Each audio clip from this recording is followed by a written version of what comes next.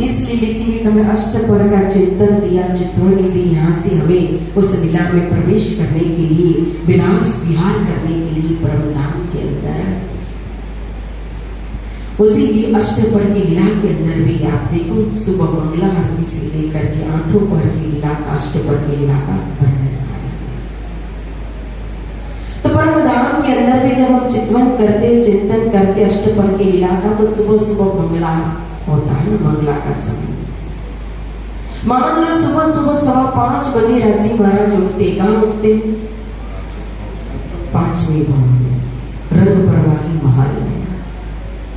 अब रात को सोए थे रंगपुर वाली महल में, तब जब 9 बजे राजी, 9 बजे कहो या 9 बजे के बाद 10 बजे जब भी सोना, लेकिन एक समय, मैंने कहा समय वहां कोई बंधा हुआ नहीं है, लेकिन रात्रि के पहर मतलब कि 9 बजे लीला दिन की कहो तो जो रात्रि के 2 पर 6 से 9 की लीला समाप्त हो जाती है, तब शयन लीला आती है। तो 9 बजे के बाद जब रंगपुर वाली महल के अंदर शयन करने के लिए जब रात्रि के समय आए और सखियां शयन करने के लिए अपने अपने मंदिरों में जब जाती है, तो फिर क्या सखियां अकेली सोती है? अपने अपने मंदिरों में सखियां अकेली होती है, राजी होते कि उसके पास? तो राजी तो श्यामा जी के साथ चले गए रंगपुर वाली।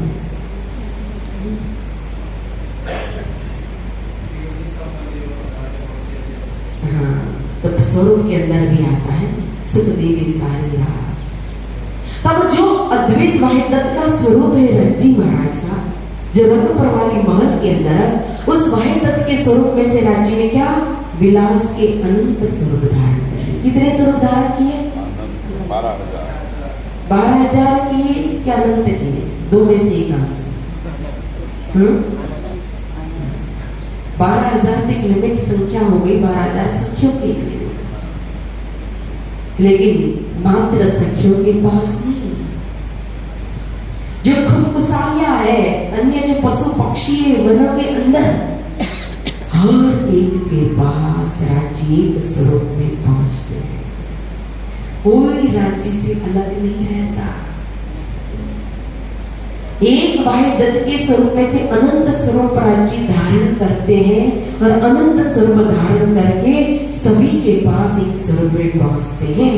और जब सुबह होती है, प्रातः काल का जब समय होता है, तो अनंत स्वरूप में से फिर अद्वैत स्वरूप में राज्य आ जाती है। तभी तो यहाँ हर मंदिर में भोग लगता है, तो राज्य कितना खाएंगे सोचो।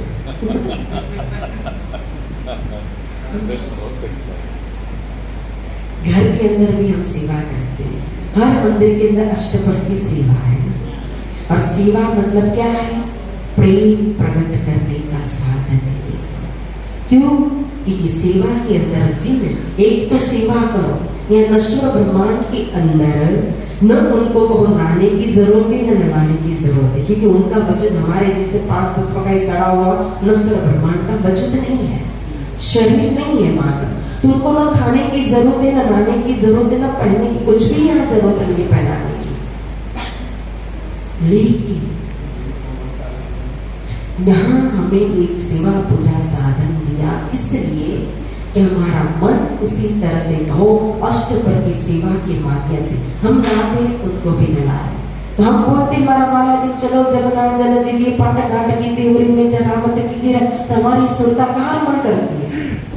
जमुना जी के अंदर, पाट घाट के अंदर, धनी के अंदर ना, कि आप अकेले हो जी, संग श्यामा जी साथ, हम 12,000 बन के जिले तुम्हारे साथ। तो फिर किसके साथ हम जुड़ जाते हैं? और फिर उनको कुछ भी जरूरत नहीं है।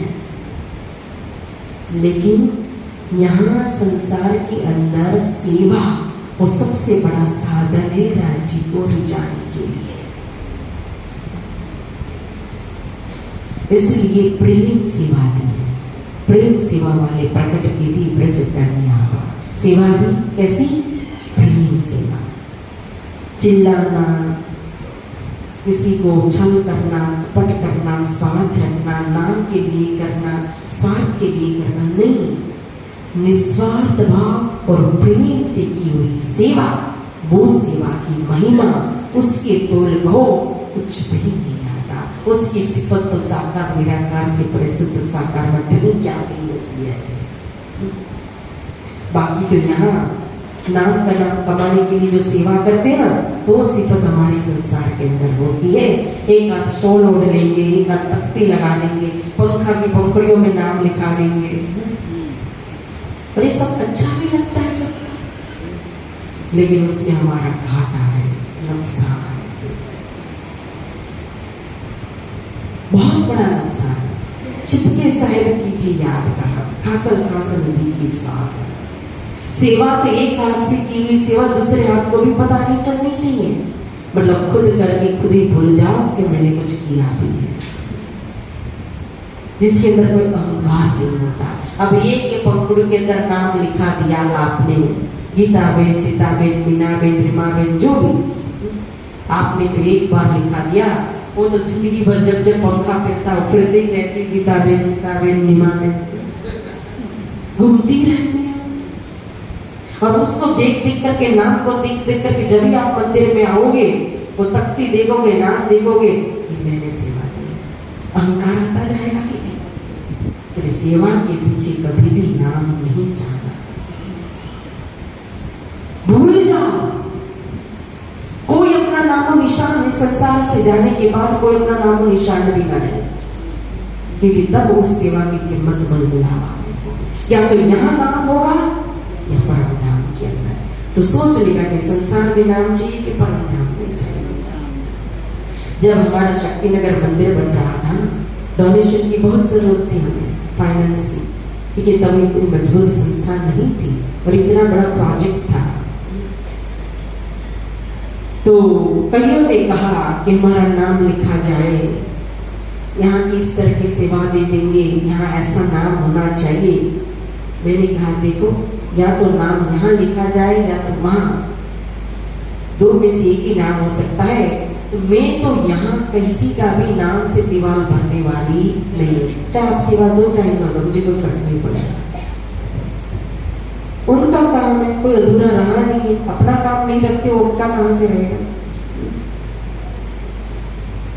और कईयों में ऐसे थे सचमुच जो नाम चाहते थे, उन्होंने सेवा दी भी नहीं, लेकिन फिर भी कभी किसी प्रकार की आई नहीं। बोलो कृष्ण कन्हैया, उससे भी डबल सेवा देने वाले भी निकल गए, और पूरी तरह से प्रेम से, उस कोविड के टाइम था, कोरोना काल था, लेकिन फिर भी प्रेम से सेवा हो गई ना। तो इसीलिए सेवा हमेशा गुप्त करनी चाहिए, उसमें नाम क्या कहो तो कोई भी निशान होना चाहिए नहीं। तो हमारी मजल थी कि सेवा पूजा हमें प्रेम के लिए दिया गया है। तो यहाँ उनको खिलाने की जरूरत नहीं है, कि खाने की जरूरत नहीं पड़ती, लेकिन हमें भक्ति करनी है, साधन करना है, प्रेम प्रकट करना है, परमधाम जाने के लिए कहो हमें कमाई करनी है वहां की, इसलिए हमें यह सब कुछ करना जरूरी है। अब वहां की लीला, जब रंगपुर वाली महल में जो राज्य श्यामा जी उठे, और सख्या, मेरा प्रश्न था कि सख्या जब अपने अपने मंदिर में जब उठ जाती है, जाती जोता प्यू जी में पास है, अब वो सख्यों वियोग को कैसे सहन करे? विचार उठने के बाद जब धनी ने तो अद्वैत स्वरूप धारण कर लिया, सारा विलास का स्वरूप जो था वो आकर के समा गया अद्वैत स्वरूप के अंदर, तो धनी अंतर्ध्यान हो गए। किसी भी सखियों के पास जब दर्शन नहीं होते राज्य के, तो वो सखियों की हालत कैसी? जैसी आंख खुली, धनी नहीं उठी, तुरंत दौड़ लगाई रंगपुर वाली महल की तरफ। और जैसे रंगपुर वाली महल की तरफ दौड़ लगाती है, रंगपुर वाली महल के दरवाजा भी खुले नहीं है। रहने की उम्मीद श्यामा भी पास से आए, पास से आए, कितना गहरा भाव है इसके अंदर। अब यहाँ जब दरवाजा खुला नहीं है, तो कोई सख्या नृत्य करने लगी, कोई परिक्रमा करने लगी, कोई गाने लगी, कोई तो उछल कूद कर रही है झांकने के लिए कि कहीं से भी ईश्वरों के दर्शन हो जाए, कार्विन के चरण के दर्शन हो जाए।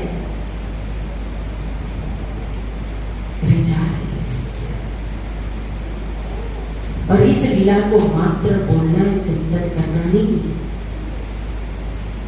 समझना कि हम भी कभी मंदिर के अंदर, आश्रम के अंदर जब जल्दी पहुंच जाते हैं तो हमें क्या करना चाहिए, क्या करते हैं? थोड़ा समय मिल जाए, लाइट चली जाए, चर्चा बंद हो जाए तो क्या करेंगे सब? क्या करेंगे? बातें। जल्दी आकर के फिर हम क्या करते? आपस में बातें करते, घर घर में कहानी सुनाते, सास बहू की कहानी सुनाते, इधर उधर निंदा करते लोगों की। यहाँ हम वो कमाई करने आए हैं और दूसरे का पाप धोएंगे तो हम तो उसकी कमाई करने लगेंगे। तो आ करके हमें क्या करना चाहिए? ये लीला सिखानी। या तो बैठो, मंत्र जाप करो, दीदार करो, या परिक्रमा करो, या चिंतन करो, चिंतन करो, वाणी पढ़ो, भक्ति करो। समय का सदुपयोग करना चाहिए। मान के दे अखंड फल पाए, सो पाए के सो वृथा कमाए। ये तो अदहिन को अवसर सो गवावत मांच निंदन का। ये जो हमें मनुष्य तन और स्तन के अंदर जो समय मिला है अनमोल है। बहुत गई, थोड़ी गई। वो जाति स्मरण कराया था ना किसको? जयराम कंसरा को नहीं, हम सबको कराया। तो इस लीला का चिंतन कि जैसे ही रंग परवान का दरवाजा खुलता है, अब हम सुख को निधान, जय जय सुख को निधान। निधान यानी कि जिस सुख से परे कोई सुख नहीं है, ऐसे सुख के दाता मालिक। आरती साजी सुंदर लाई, तो क्या आरती की जरूरत है? कभी कभी सुंदर साहब मेरे कहा ना, पहले प्रेम का समय था, अब बुद्धिमत्ता का समय ज्यादा हो गया। तो कभी प्रश्न भी कर लेते सुंदर साहब, आरती साजी इंद्रावती लाई, आरती उतारी कहाँ? सजा करके ले आई, उतारी थोड़ी ना आरती। अब आरती सजा करके पुजारी रखेंगे तो क्या उतारेंगे नहीं? सजाएंगे किस लिए आरती को? बताओ मुझे। मैंने कहा ना, तब पहले का समय प्रेम का समय था, अभी बुद्धिमत्ता का समय ज्यादा हो गया, इसलिए प्रेम भाव पीछे रह गया, बुद्धि आ गया। और ये आरती का भाव क्या है? आरती मतलब बारी बारी जाओगे अपने पिया पर। महाराजा छत्रसाल जी देखो आज अमीरुल मोमिन आरती उतारी के लिए वितक साक्षी है। हम कहते हैं आरती करने की क्या जरूरत है, अष्टपर की सेवा की क्या जरूरत है? मोमिनों ने की के लिए अष्टपर की सेवा प्रत्यक्ष। तब तो सामने स्वरूप था तो इसलिए की। अब वो स्वरूप कहा ना, हुक्म एक बार खोलिया लिया अपने हाथ हुक्म।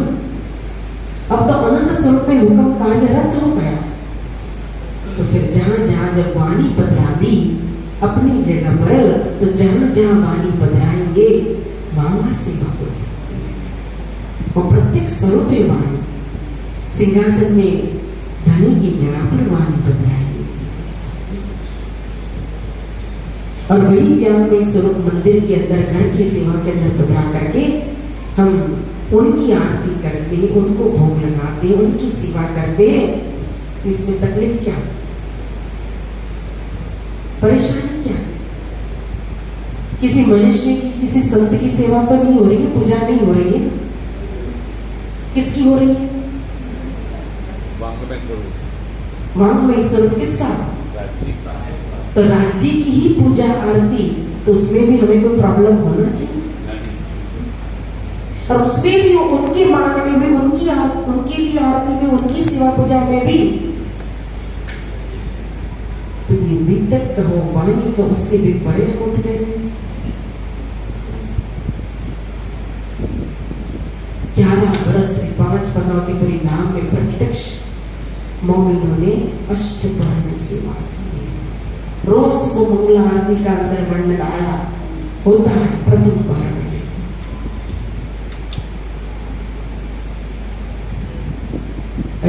जब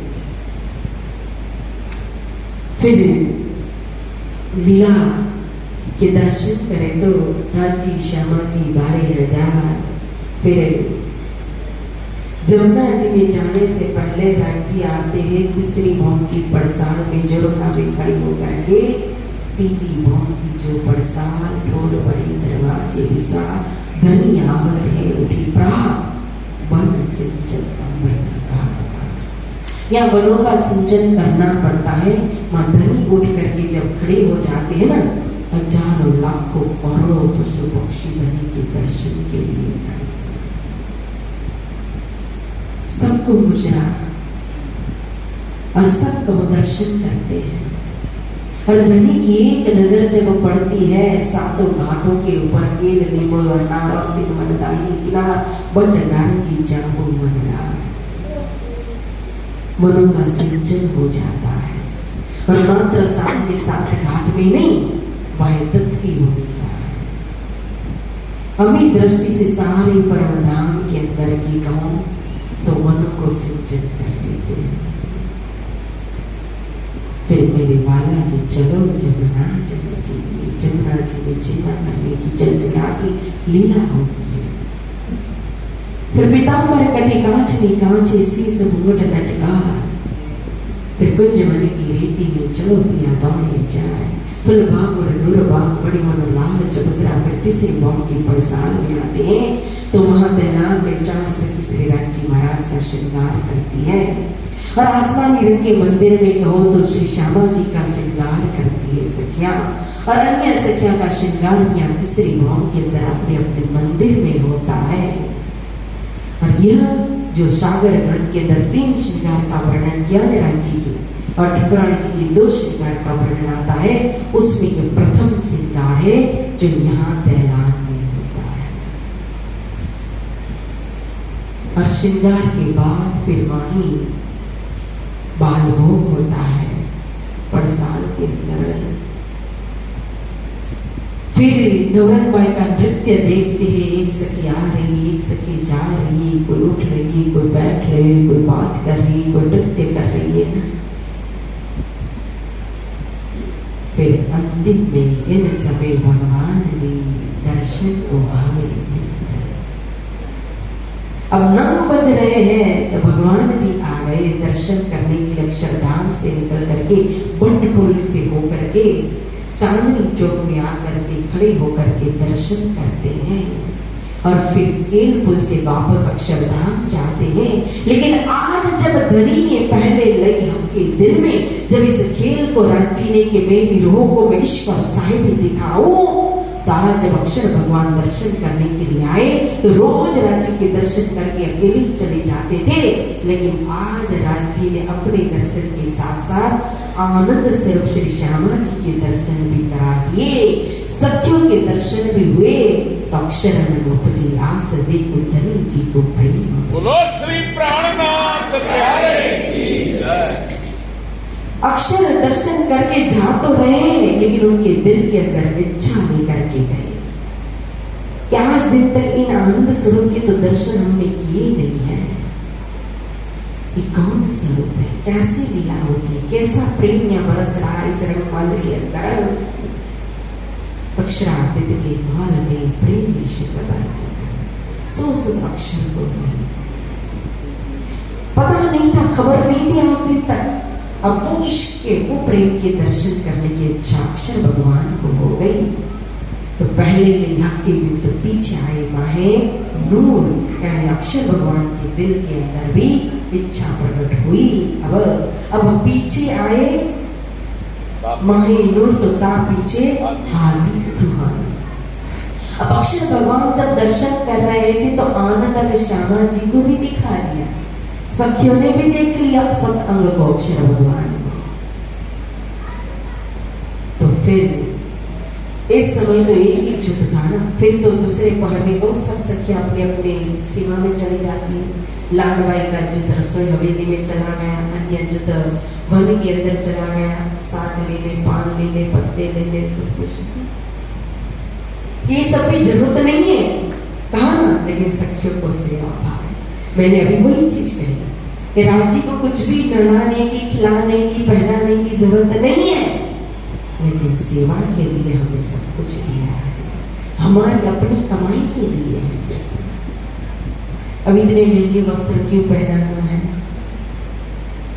हम खुद पहनते हैं, अच्छे में अच्छी व्हाइट वस्त्र पहनना हो तो भी अच्छी में अच्छी क्वालिटी ला करके बड़े ठाट से अच्छे व्हाइट कपड़े पहनते हैं, प्राणनाथ जी जैसे दिखने चाहिए, तभी तो लोग मानेंगे प्राणनाथ।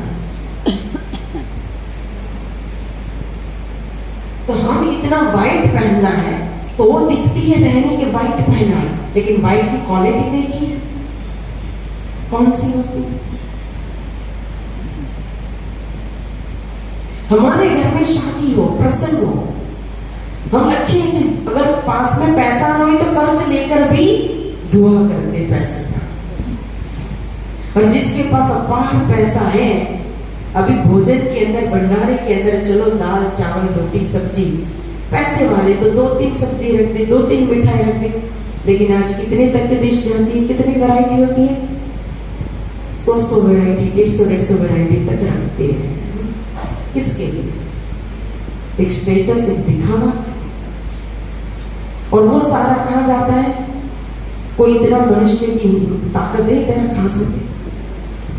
कहने का भाव है, मतलब है कि हम अपने लिए इतना खर्च कर सकते हैं, दिखाने के लिए इतना खर्च कर सकते हैं, तो जिस ऊपर वाले ने इतना धन हमें दिया है, पैसा दिया है, तो क्या उनके लिए इतना भी खर्च नहीं कर सकते?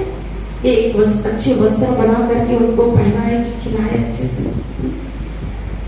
तो महंगे वस्त्र अगर बना भी दिया तो श्रृंगार रस है जिसको पसंद है, और 9 रस में से एक रस भी तो है, 9 रस बने श्रृंगार रस। तो जिस सखी को श्रृंगार में रस मिलता है तो सजाएगी नहीं अपने दुल्हा को, अपने धनी को।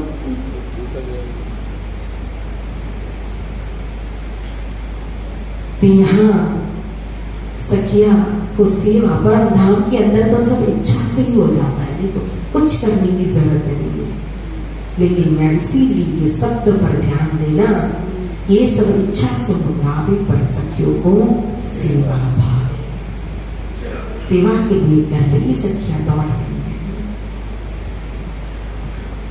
अब जब 7 अक्षर भगवान को देख लिया तो सखियों ने पूछ लिया, वहां जो प्रेजेंट सखियां थी ना, नवरंग भाई की चुटकी सखियां, कि भाई योग पुरुष कौन है? अभी अभी जो आया था अक्षर भगवान है। अरे अक्षर भगवान कहाँ रहते हैं? सामने अक्षरधाम में रहते हैं। वो क्या करते हैं? असत जड़ ग्रुपी खेल बनाते हुए मिटाते। ये कौन सा खेल? हमने तो आज दिन तक देखा ही नहीं ऐसा खेल। बहुत पशु पक्षियों के खेल देखे, मुजरे देखे, लेकिन हमने ऐसा खेल कभी देखा नहीं है। अब अन्य सखियों को तो पता ही नहीं क्या संवाद हुआ, यहाँ थोड़ी देखा देखी हो गई, सखियों के मन में भी आ गया ये खेल। दूसरे पर के लीला भी शुरू हो गई है। राजभोग तैयार हो गया, सिया कीर्तिक वन में जावे, साग पान निवास बनावे। फिर रसोई तैयार हो गई, रसोई हवेली से कतार लग गई। तीसरी भाव तक एक ले चले साग कटोरी, तापे छिन ले चले, दूसरी दिखते झूठी चले, तीसरी चौथी भापे तेले दोरी। बस्ता पास कर रही है, भिंडी आ रही है, सिकंद आ रहा है, भजिया आ रहा है ना, पूरी आ रही है। और यहाँ प्राची महाराज को राजभोग आरोप आते हैं, और आरोपने के बाद नीले पीले मंदिर में रांची शयन करते हैं। अब 12 बजने को आए, सखिया अपने मंदिर में जाने से पहले यहाँ रसोई हवेली में नीचे आकर के भोजन करती है। भोजन करने के बाद फिर नीले पीले मंदिर में आती है, और आकर के रांची श्यामा जी को प्रणाम करती है, पान का बीड़ा लेती है। और फिर जब वन में गई अब सखिया, और यहाँ 12 से 3 श्रृंगार करे दहलान में आरोगी और मंदिर।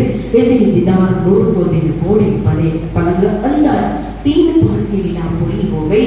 अब सखिया बैठी जुदी जुदी टोली, रोज की लीला होती थी कि सखिया वन में स्वतंत्र अपने अपने मन से विचरण करती थी। कोई झरोखे में बैठती है, कोई हाथी के ऊपर सवारी करती, कोई 7 घाट पे घूमती, कोई चांदनी चौक में, कोई मंदिर में, कोई चांदनी में, कहो ना। लेकिन आज सभी सखियां मिल करके विचार करने लगी, बातें करने लगी, सबके दिल के अंदर राजी ने डाल दिया। तो सभी बातें कर रही कि आज उस दूसरे पुरुष को देखा, उसकी खेल के विषय में जाना, तो आज तो राज्य के पास ये खेल जरूर हम मांगेंगे।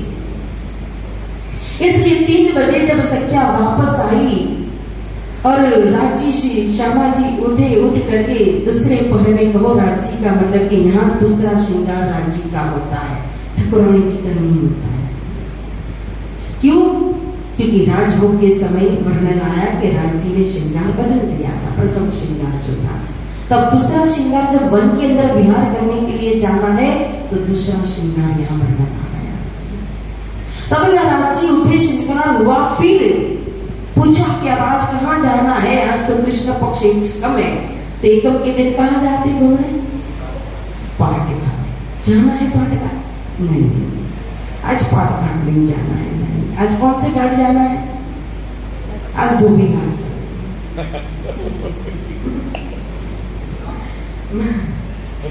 आज तो अक्षर भगवान का नया खेल देखना है हमें, वो खेल देखने के लिए जाना है। तब वो इश्क रखते देखो, प्रेम संवाद समझाने लगे, धनी बरजे बेर बेर बेर, तब हम मांगे फेर फेर फेर, कि वो खेल देखने जैसा नहीं है, ना करने का करोगी, ना खाने का खाओगी, ना पीने का पियोगी, मुझे भी भूल जाओगी, धाम को भी भूलोगी, धनी को भी भूलोगी, सब कुछ बताया। तो बार बार जब धनी बरजे बेर बेर बेर पर ऐसी इच्छा प्रबल होने लगी कि हम मांगे फेर फेर फेर, तो फिर इश्क रब्द के बाद मन मिलाप में लेकर के आए प्रथम भाव के अंदर, और सिंहासन में श्री राज से ठाकुरानी जी विराजमान हुए। 12,000 सखिया बैठ गई खेल देखने के लिए, और फिर कहा आद अनाद फल, और समझा रहे हैं फिर मूल मिलावा के अंदर। फरमुसी डालने से पहले भी राजी ने समझाया। आद अनाद फल कहा, ब्रज 11 बरस पावन दिन इस प्रकार से लीला होगी, योग माया के ब्रह्मांड में बाहर रास होगा, जागती ब्रह्मांड की लीला होगी, इच्छा पूरी न होगी, अक्षर की और सत्यों की इसीलिए प्रतिबिंब काल माया का ब्रह्मांड होगा। वहां तारतम लेकर क्या होगा? स्वयं हाथी आएंगे, हाथी मीठे सुख लग के कहेगा तुम्हें रोई रोई, तुम भी सुन सुन रोगी, पर होश में ना भी कोई, मेरे स्वरूप की पहचान क्या? ये बंदेज की अति उत्तम अपन धाम की निध गई सुतारतम। मैं विश्वास दिलाने के लिए आड़े का लीला भी करूंगा, लेकिन पहचान करने के लिए तो आपको तारतम समझना पड़ेगा। ये दर्शन, ये चमत्कार, अनुभव, उसमें पहचान नहीं है। ये बंदेज की, ये तो प्रबंध किया है विश्वास दिलाने के लिए। ताड़ी का लीला दर्शन दिन में 3 वक्त देते थे कृष्ण जी, किस लिए? और सतगुरु महाराज सुना रहे चर्चा तारतम, कोई समझ नहीं पड़ा क्यों? सब दर्शन में लगे थे। कृष्ण जी आ रहे, आरोग रहे, मजा आ रहा है, बस मस्ती लूट रहे थे। लेकिन किसके माध्यम से मिल रहा है, देने वाला कौन है, पहचान नहीं। एक ही बात समझा रहे हैं। कहा कि अलग अलग मुल्क में भेजूंगा, अलग अलग वजूद के अंदर अलग अलग मुल्क में उठाऊंगा। डरी सखिया, थोड़ी थोड़ी दहशत आ गई सखियों के अंदर। एक दूसरे को कॉल किया कि मैं बोलूं तो तू मुझे पल में दीजिए बताई, तू बोले तो मैं तुझे तुरंत देव जगाए। लेकिन यहाँ तो सभी भूल गए, तो कौन किसको जगाए? तभी लाओ बुलाए वो अल्लाह जब आशिक में ही रोए, क्योंकि सभी भूल गए। तो फिर जो जाग रहे वही तो बुलाने के लिए आएंगे। सोया हुआ कैसे किसी को जगाएगा? देखो, दोनों बंदा सोए हैं तो एक दूसरे को जगाएंगे। जो जाग रहा है बोलेगा ना उठ भाई उठ, अब सुबह हो गई है। या तो 12,000 सो गए। फिर भी उतरते अरवाहों को रब ने कहा अलस्तो में इन नासुद जिमी में जाएंगे जिन भूलो मुझे तुम, वहां जाकर के भूलना नहीं। अंतिम शब्द रज्जी महाराज के मुख से निकला, अलस नवे। क्या मैं आपका स्वामी नहीं हूं? धनी प्रियतम, अवश्य काल आप हमारे धनी हो, हम नहीं भूलेंगे। और फिर भया हुक्मा। अब 12,000 ऊपर के ऊपर खामोशी रूपी पर्दा आने से पहले ही एक हुक्म तो हो गया, किसके ऊपर? अक्षर भगवान के ऊपर। और जब हुक्म हुआ तो यहाँ सृष्टि थी कि नहीं, कि संसार था कि नहीं?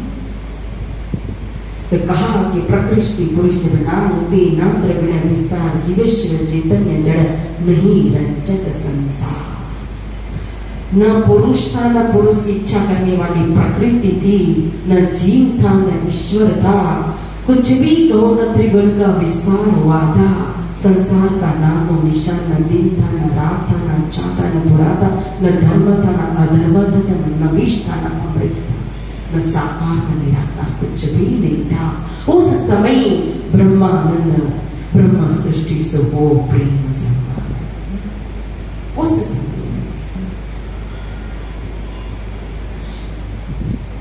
ना ईश्वर ना बल प्रकृति तानन की कहो एक हुक्म हो गया अक्षर भगवान के ऊपर। इसलिए धनी के हुक्म से अक्षर भगवान अक्षर को विलस्य मन 5 तत्व 14 भवन। यहाँ पे माँ विष्णु मन मन दे त्रिगुणताते तिरुचर सबल। एक और अक्षर भगवान के द्वारा सृष्टि का निर्माण करते हैं और दूसरी ओर फिर 12,000 के ऊपर कहो या फरामोशी आती है। अब फरामोशी के बाद अब लोहे अक्षर भगवान की खेल देखने के लिए इस नश्वर ब्रह्मांड के अंदर अब उतरेगी और सबसे पहले आएगी ब्रजमंडल के अंदर, जिसका हम दर्शन करेंगे, सुनेंगे, जिस लीला को कल। तो आज की नजर को यहाँ विराम देते हैं और कल फिर हमारी 11 वर्ष भगवती की ब्रज लीला का दर्शन करेंगे। ताइए इसी के साथ इस वाणी को विराम। तो नहीं रंजक संसार। आप मत दोहराना, सिर्फ मैं दोहरा दूँ। चलो